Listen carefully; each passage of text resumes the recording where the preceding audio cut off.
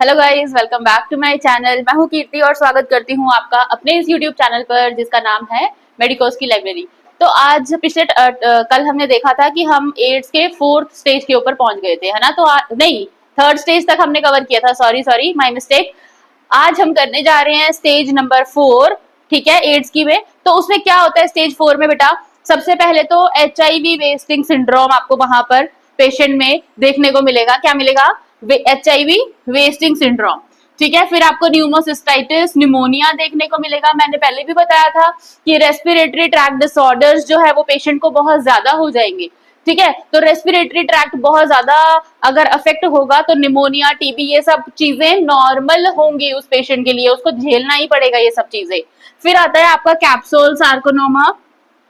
फिर आता है रिकरेंट, आपको क्या है, बायोलॉजिकल निमोनिया। मैंने आपको बताया कि रेस्पिरेटरी ट्रैक्ट इन्फेक्शन है तो निमोनिया देखो बेटा, रेडियोलॉजिकल निमोनिया आपको देखने को मिलेगा। हर्पिस वायरस बहुत ज्यादा पेशेंट को अफेक्ट करेगा। हर्पिस वायरस अफेक्ट करेगा तो पेशेंट की कंडीशन और भी ज्यादा खराब होने वाली है यहाँ पे, ठीक है। कैंडिडियासिस हमने पहले भी पढ़ा था। कैंडिडा जो है ये क्या करेगा, अफेक्ट करेगा पेशेंट को, ठीक है। तो कैंडिडियासिस होने के चांसेस है, इसोफेजियल कैंडिडियासिस होने के क्या है पेशेंट को चांसेस है। फिर एक्स्ट्रा पल्मोनरी टीबी, है ना। पेशेंट को टीबी होने के लिए, टीबी का बहुत ज्यादा रिस्क रहता है HIV एड्स के अंदर। उसके बाद हम करते हैं स्टेज 5 की बात कर लेते हैं। तो यहाँ पे आपको disseminated non tubercle Mycobacterium infection आपको देखने को मिलेगा पेशेंट की बॉडी के अंदर। उसके बाद आपको कैंडिडा, देखो हमने स्टेज 4 में भी पढ़ा था कि कैंडिडा देखने को मिल रहा था पेशेंट को। अब स्टेज 5 में भी जो कैंडिडियासिस है वो पेशेंट को देखने को इसमें मिलेगा। अगर आप करवाएंगे उसका कोई भी एलाइजा वगैरह टेस्ट तो देखने को मिलेगा, ठीक है। तो कैंडिडा कहाँ कहाँ अफेक्ट करता है? देखो ईसोफेगस में अटैक करता है 4th स्टेज के अंदर, और 5th स्टेज के अंदर कहाँ अटैक करेगा बेटा? ट्रैकिया में, ब्रोंकस में एंड लंग्स में, ठीक है। तो कैंडिडा कहाँ पे अफेक्ट करेगा? हमारे अपर रेस्पिरेटरी ट्रैक्ट में, ओके। फिर देखो बेटा इधर, अब पहले स्टेज 4 के अंदर कौन सा मेरा वायरस आ रहा था?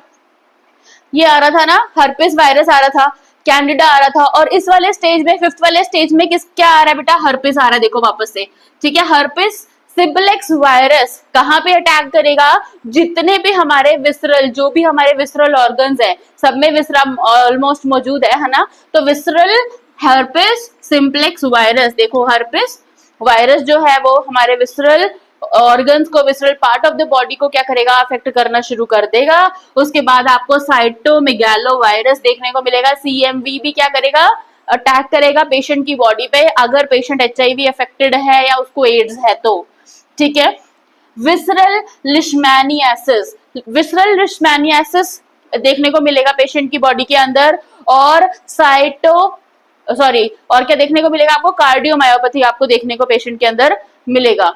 तो स्टेज 4 और स्टेज 5 के अंदर ऑलमोस्ट सेम ही क्या है, आपके क्लिनिकल साइंस एंड सिम्टम्स है। आपको अगर आप कोई अगर डायग्नोसिस भी कराते हो तो ज्यादातर यही चीजें अफेक्ट होती हैं।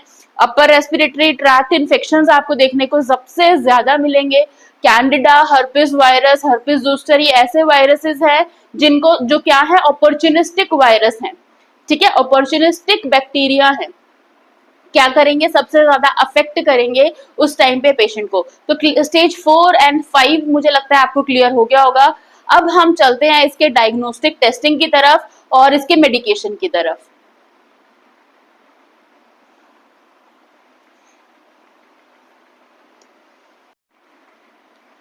तो अभी हमने देखा कि clinical stage 1 to 5 HIV patient के अंदर हमें कौन कौन से इन्फेक्शंस वगैरह देखने को पेशेंट के अंदर मिलेगा। अब हम देखने जा रहे हैं कि हम डायग्नोसिस कैसे कर सकते हैं कि पेशेंट को HIV हो गया है या पेशेंट एड्स की चपेट में आ गया है। तो कैसे हम डायग्नोस कर सकते हैं? सबसे पहला मेथड तो फर्स्ट ईयर में ही जो करा देते हैं, दैट इज एलाइजा।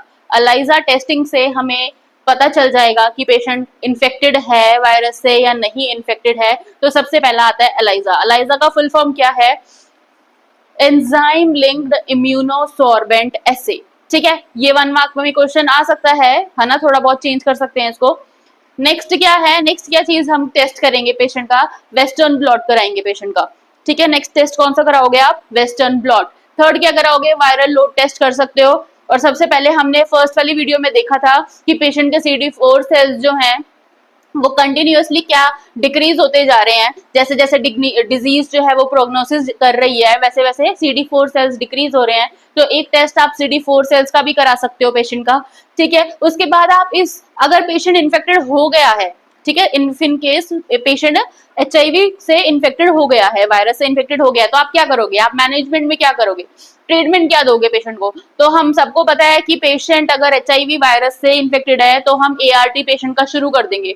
ART क्या होता है बेटा, एंटी रेट्रोवायरल थेरेपी, है ना, ठीक है, शुरू कर देंगे। अब इस एंटी रेट्रोवायरल थेरेपी पहली बात तो स्टेज 1-2 में हम कर देते हैं स्टार्ट, वो हम लेटर ऑन मैं अभी बताऊंगी आपको वीडियो के अंदर। पर ART होता क्या है वो देख लेते हैं बेटा। सबसे पहले ART में आपके पास आता है NTRIs। NTRIs क्या होता है बेटा, न्यूक्लियोसाइड रिवर्स ट्रांसक्रिप्टेज इनहिबिटर्स, ठीक है, क्या होता है, न्यूक्लियोसाइड रिवर्स ट्रांसक्रिप्टेज इनहिबिटर्स। इसके अंदर कुछ मेडिसिन आते हैं, मैंने आपके एग्जांपल लिख के रखा है, जैसे कि बेटा जिडोबुटीन आ गई, ठीक है, कौन कौन सी है, ठीक है, जिडोबुटीन, स्टैबुटीन, लेमिबुटीन, अबैकाविर, डिडानोसिन, ये 5 ऐसी टैबलेट्स हैं जो पेशेंट को आप दोगे, ठीक है। कौन शुरू करोगे, प्रोटीएज, एक टैबलेट सॉरी और भी थी, इसके अंदर बहुत सारी टैबलेट्स आती हैं, पर हम ज्यादातर पेपर में जो पूछा जाता है वो यही है, जिडोबुटीन, लेमिबुटीन, यही आती हैं, ठीक है। उसके बाद क्या होता है कि प्रोटीएज इनहिबिटर्स यूज करोगे आप। प्रोटीएज इनहिबिटर्स के अंदर कौन कौन सी टैबलेट्स आएंगी बेटा, इंडिनावीर, ठीक है, और दूसरी कौन सी है, रिटानोवीर, ठीक है, ये 2 टैबलेट्स है। मैंने चांटे लगा देने हैं, क्या हो गया। तो टैबलेट्स के नाम ऐसे ही होते हैं।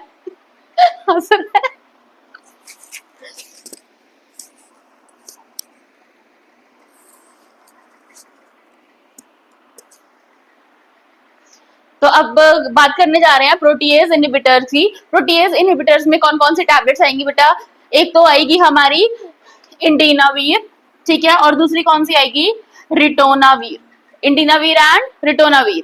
उसके बाद हम बात कर लेते हैं फ्यूजन इनहिबिटर्स आएंगे उसके बाद, ठीक है। उसके बाद आप क्या दे सकते हो, क्या दे सकते हो, सीसी काइनो कीमो रिसेप्टर टाइप 5 एंटागोनिस्ट, ये आप पेशेंट को दे सकते हो। ये सारा ART है, आपको ये चीजें याद कर लेनी है। क्लासिफिकेशंस दे सकते हैं आपको कि ART के अंदर कौन कौन सी क्लासिफिकेशंस हैं, और उनकी आपको सब ड्रग्स भी दे सकते हैं कि उस क्लासिफिकेशन के अंदर कौन कौन सी ड्रग्स जो है वो आती हैं, ये भी क्वेश्चन बन सकता है, ठीक है। आई होप आपको ये मैनेजमेंट यहाँ पर क्लियर हो गया होगा, ART क्या होता है, कैसे शुरू कर सकते हैं, ये क्लियर हो गया होगा।